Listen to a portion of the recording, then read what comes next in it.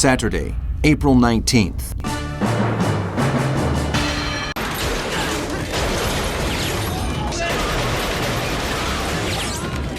In Greece, the Germans move into Gravenna and Ioannina, cutting the supply lines and blocking the withdrawal of the bulk of the Greek army, which is forced to negotiate surrender terms.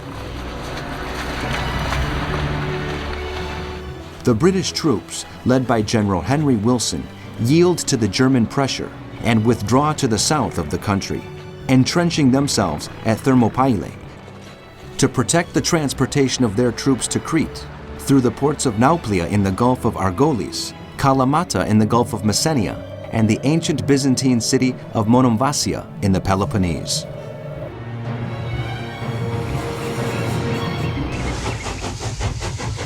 Hitler welcomes King Boris III on his train America to discuss Bulgaria's role in the occupation of Greece and Yugoslavia.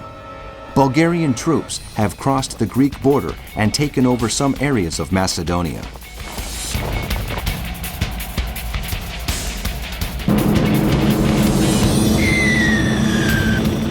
In the Battle of Britain, Luftwaffe aircraft renew their bombing campaign against London with great intensity, killing more than 2,500 people.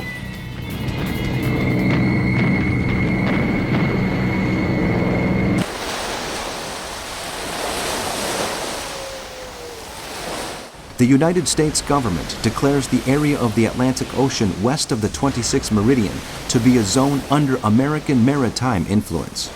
U.S. ships patrolling the area are to inform the Royal Navy of the movements of the ships and submarines of the Kriegsmarine.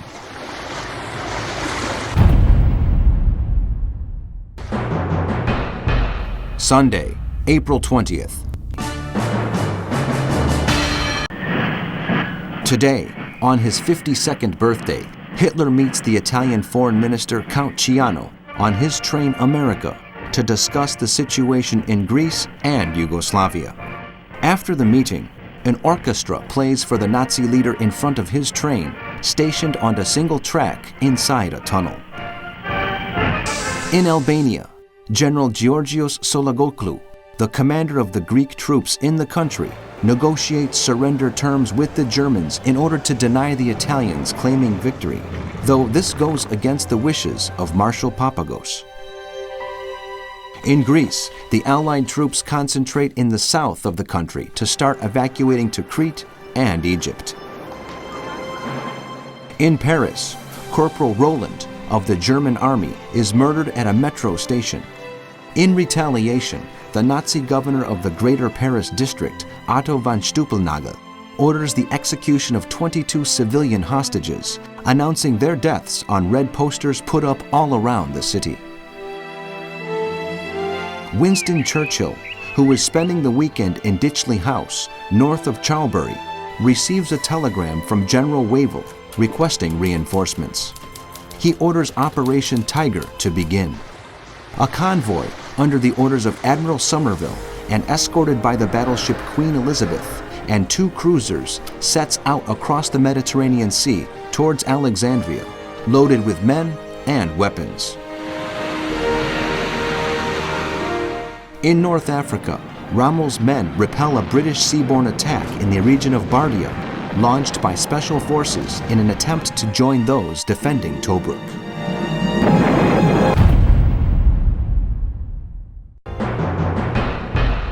Monday, April 21st.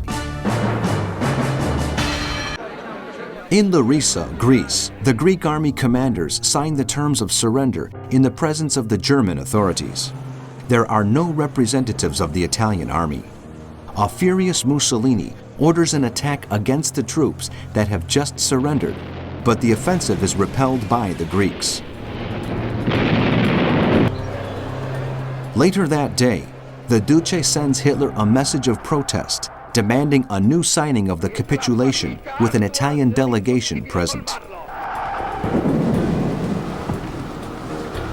7 soldiers of the Alpine Corps hoist the flag of the Third Reich on the summit of Mount Olympus. The German forces are now less than 150 kilometers from the Greek capital.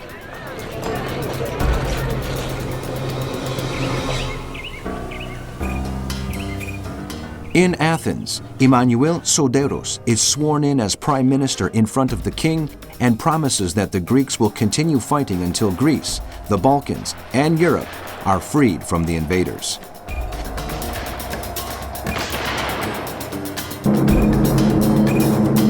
In the Battle of Britain, the attacks against Plymouth are renewed as wave after wave of German bombers target the city.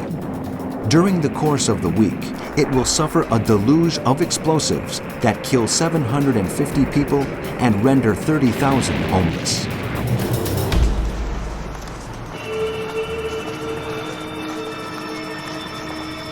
In North Africa, Royal Navy ships bombard the port of Benghazi to stop the Germans from using it. Axis air raids continue to hit Tobruk.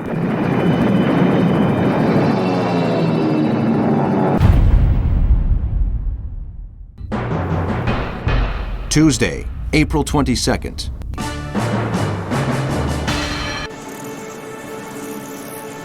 In Greece, the evacuation of troops to Crete begins. Around 50,000 men wait to be rescued by the Royal Navy from the southern ports of the country. At the same time, fighting takes place in the Thermopylae Gorge, 140 kilometers from Athens. King Peter II of Yugoslavia and his government arrive in Jerusalem. In Berlin, General Kurt Student informs Göring that if the Allies successfully withdraw to Crete, he is ready to invade the island. In the United States, the British ambassador, Lord Halifax, meets the Secretary of State, Cordell Hull, to request an increase in the naval support.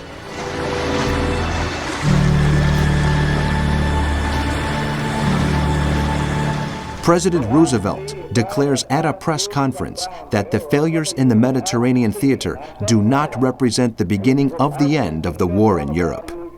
The United States will continue supporting Britain whenever it needs help, he affirms.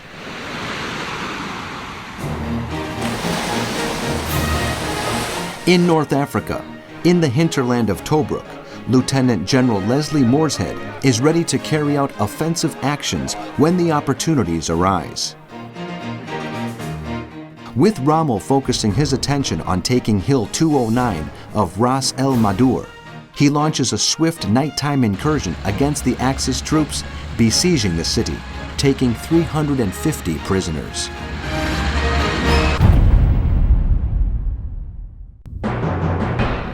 Wednesday, April 23rd.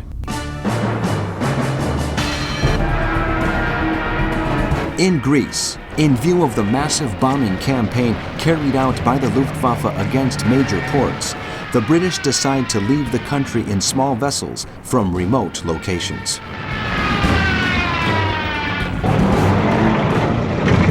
At the headquarters of Marshal Sigmund Wilhelm List, near Salonika, Thessaloniki, the Greek capitulation is signed again, in accordance with the wishes of Mussolini. General Alfred Jodl, Chief of Operations Staff of the Armed Forces High Command, representing the Third Reich, Lieutenant Alberto Ferrero, a representative of the Italian government, and General Georgigo Sokolaklu, the commander of the Greek armies in Epirus and Macedonia, sign the terms of the surrender. The Germans accept that all Greek soldiers taken prisoner are to be freed and discharged. Officers will keep their positions. The King of Greece and his government arrive by plane on Crete. In London, Anthony Eden declares in the House of Commons that Britain will not give up its struggle to restore the independence of the occupied countries and expresses his concerns over a German invasion of Iraq.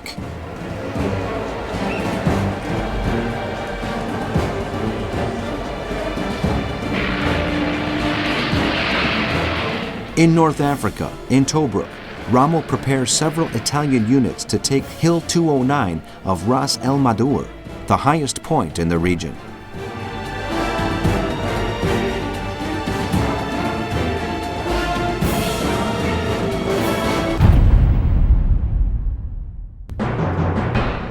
Thursday, April 24th. In Greece, after breaking through at Thermopylae, the German forces march towards Athens. Meanwhile, Operation Demon continues, the withdrawal of thousands of Allied soldiers from Greece. The 5th New Zealand Brigade is evacuated to Crete and Egypt.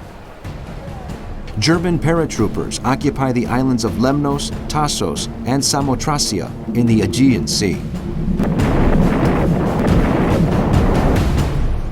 The Bulgarian army crosses the Greek border to annex the long-coveted region of Thrace.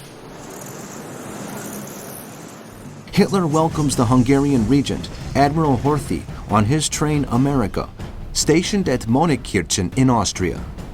Horthy expresses his support for the invasion of Russia.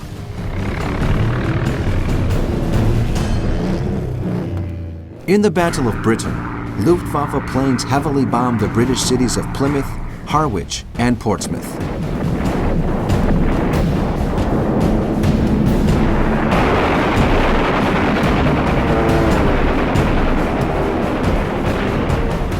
In the United States, Colonel Charles Lindbergh expresses his opposition to American involvement in the war. Furthermore, he believes that Britain will soon succumb to the attacks of the Germans. The Secretary of the Treasury, Henry Morgenthau Jr., asks Congress to sanction an increase in taxes to pay for arms manufacturers.